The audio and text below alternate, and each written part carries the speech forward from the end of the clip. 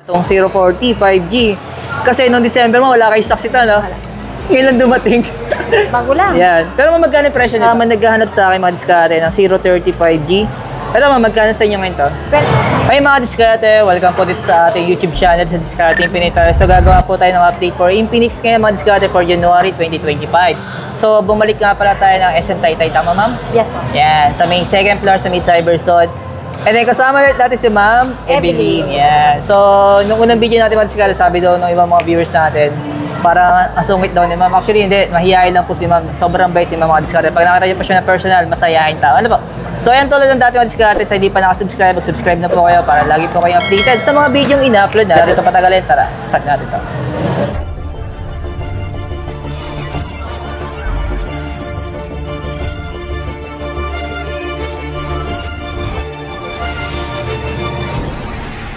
So ito mga diskarte na bumalik nga pala tayo dito sa may SM Taytay. Kung di ako nagkakamali ma'am, second floor to, no?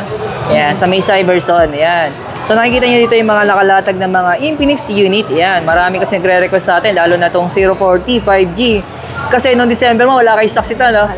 Ngayon lang dumating. Bago lang. Yan. Pero magkano yung presyo nito? 17,999. Oo. Yung pa rin yung storage niya, no? Yung 512. Yan. 512. Tapos kasama naghahanap sa akin mga diskarte ng 030 5G. Ito ma'am, magkano sa inyo ngayon to? 12,999 pa din siya. Pero 256 ito mga diskarte. Ito ma'am, marami ka pang stocks ito. Nagkakaubusan na. Bagong dating lang din. Marami pa yung dumating. Ayan, mga diskarte. So naghahanap na magandang camera ni Infinix na po mga 0 series niya, no? Ayan.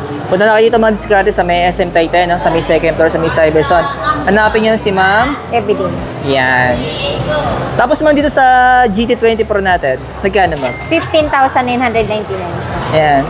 So to say mga diskarte, tinanong ko si ma'am, wala na nakakasamang gaming kit, no?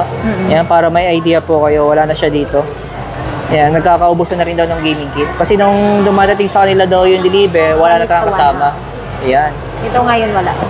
Tapos ma'am, yung Note 45G natin, magkano sa inyo to?